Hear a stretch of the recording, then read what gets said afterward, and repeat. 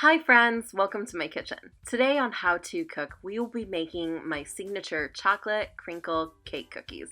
I've been making these for years and they are very popular amongst my friends and coworkers. But before we begin, check out the list of ingredients needed for today's recipe on the right side of your screen or in the description below.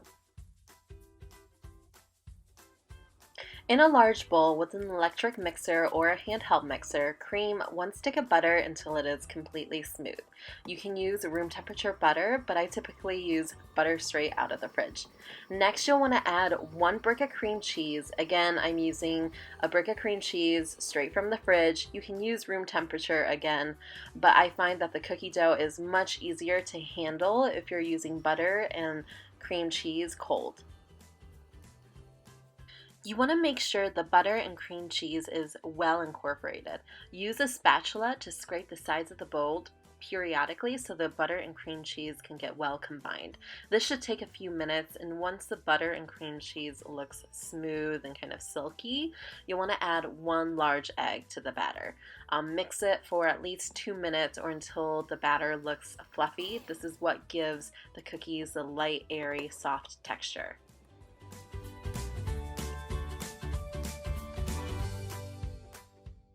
Now it's time to add 1 box of your favorite box cake mix.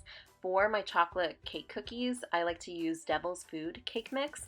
Be careful when you're mixing this. The step can get a bit messy, so start by slowly incorporating the cake mix into the batter, and then you'll want to add your vanilla before increasing the speed. Once everything is well combined, add your chocolate chips.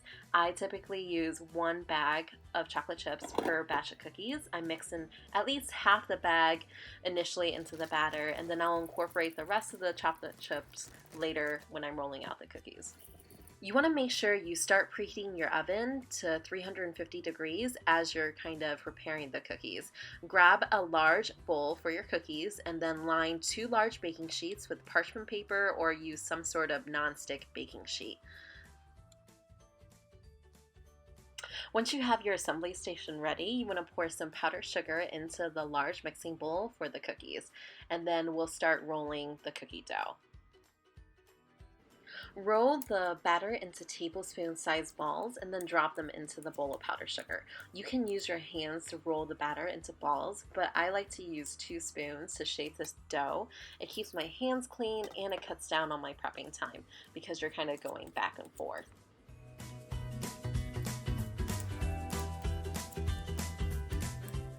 As I'm rolling my cookies, I like to incorporate more chocolate chips throughout the whole process. I keep an extra bowl of chocolate chips on the side and I'll sprinkle it in my batter throughout the whole process. I like to have my cookies be filled with chocolate chips so that every single bite has chocolate in it. You don't have to be perfect when you're shaping the batter into the balls because you will form it better once you're rolling the batter with your hands with the powdered sugar. Make sure your cookie dough is completely covered in powdered sugar. Place the cookie dough on an ungreased cookie sheet lined with parchment paper or some sort of baking mat, about 2 inches apart from each other, and then bake for about 12 minutes. When you remove the cookies from the oven, they should be extremely soft. You don't want them super crispy. They'll kind of cool down and kind of turn into more of a solid shape. And you want to keep them very light and airy, so you don't want to over bake. Once all the cookies are done baking and cooling on a large sheet, you'll want to add a chocolate drizzle to the cookies. This step is completely optional, but I find that the cookies are so much better with it.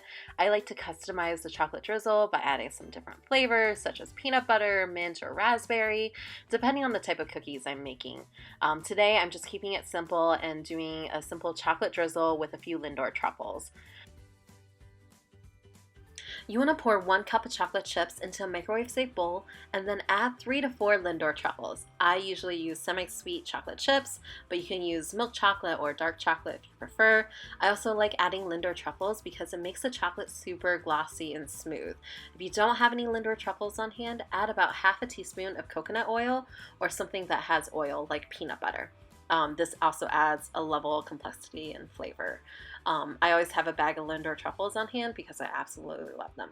There are multiple different ways you can melt the chocolate. I'm simply warming it up in the microwave for about 1.5 minutes and just constantly stirring it and watching it, making sure it doesn't burn. And then once you have the chocolate super smooth and nice, you want to use a small spoon or a fork, dip into the chocolate, and then quickly and lightly drizzling it all over the cookies. Be very liberal and very generous with the chocolate. But there you have it, my signature crinkle cake cookies. They are some of the best cookies I make, and people are consistently asking me for this cookie recipe. Store the cookies in an airtight container in the fridge, and they are best served slightly chilled. If you like this video, please hit the like and subscribe button to my channel. I'll be sharing a new video recipe every single week. But let me know what you think in the comments below, and happy cooking!